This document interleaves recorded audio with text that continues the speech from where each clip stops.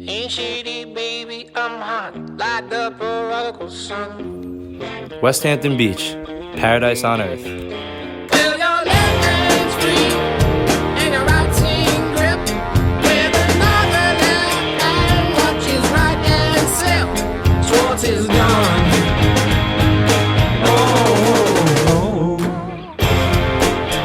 Good morning, West Hampton Beach. I'm Jack Moloney. And I'm Justin Shiu. Jack, you looking pretty nice today. Well, it is game day. So, Justin, you went to BOCES, right? Yeah, and I learned so much about becoming a barber. I saw that you gave Aiden and Gavin some pretty awesome haircuts. That's right, let's go check them out and learn more about the BOCES program. I went to BOCES for barbering, where I learned how to use shears and clippers, which I use for the haircuts. Gavin only asked for a small trim. Gavin's hair was easier to work with because he has straight hair. I gave him a middle part and to section it out to make it easier for me to cut. I pulled up a section of hair to make my first guideline. I used the guideline to cut evenly throughout the haircut.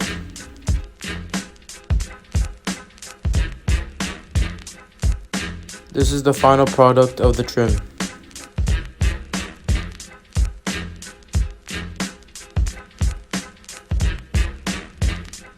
Aiden's hair is curlier and he also wants more hair to be cut.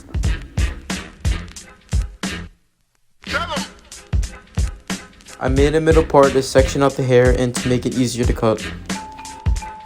Then I began making my first guideline.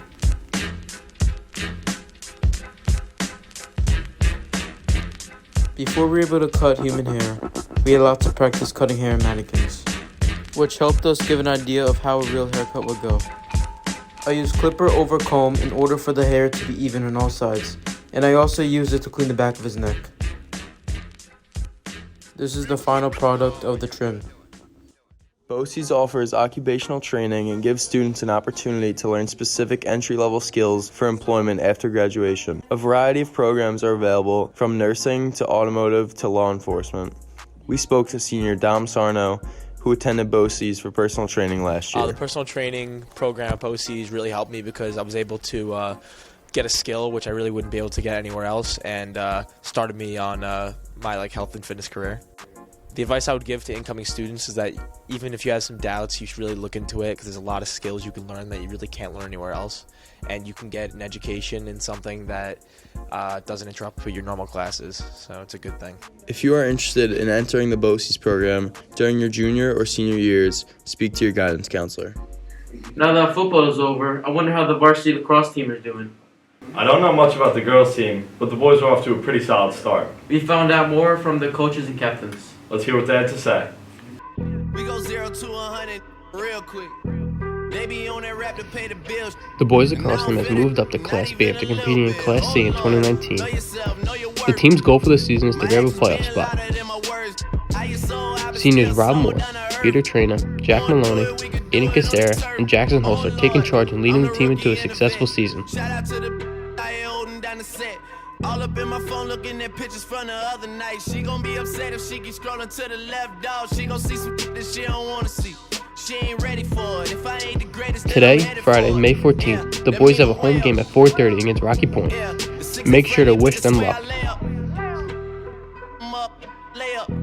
been Steph Curry with the shot, been cooking with the sauce, Chef Curry with the pot, boy. 360 with the wrist, boy.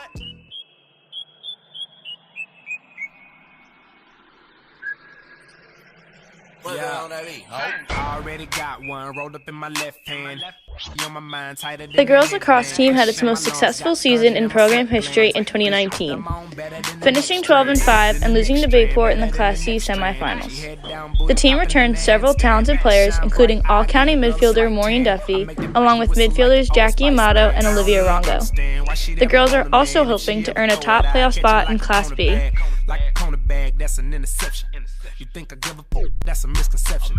Check out the team's Instagram account, WH Beach Lax, for their season highlights. They have a game on Saturday, May 15th at home. Make sure to wish them good luck. Hey, look at baby over there. What's up? Little mama come here. She started talking, but I really couldn't hear her till she started dancing like she do it in the mirror. We're closing the show off with Pocket of Positivity. This week, the Hurricane Watch is highlighting Mental Health Awareness Month. We asked WHB teachers what advice they would give to their younger selves. Let's see what advice the teachers had. Have a great weekend, WHB. So advice for my younger self, one would be don't sweat the small stuff. Take everything in a day in stride, especially what other people think of you. And my second big piece of advice is to keep a balance in your life between your family, your friends, school, and your work. I always find to be a healthy life is to have a balance in your life. Follow your passion, find something that you really love and enjoy, go after it, and don't let anybody tell you otherwise. I would tell my younger self to go travel and see the world and take risks because you wind up doing it anyway. That it is totally okay to not be perfect and that making mistakes actually helps you grow and become a better person. Don't be afraid to put yourself out there. Take more risks. The best piece of advice I could give, number one, is if you're in a relationship in high school and you're not 60% of the time happy, get out of the relationship. And number two, if you're not in a relationship, don't get in a relationship. Be single, be happy, hang out with your friends, and just enjoy your time in high school. I would tell myself to be brave and follow my gut. I think I would tell my younger self to form your own opinions, especially about yourself. And when they're about yourself, make sure they're kind.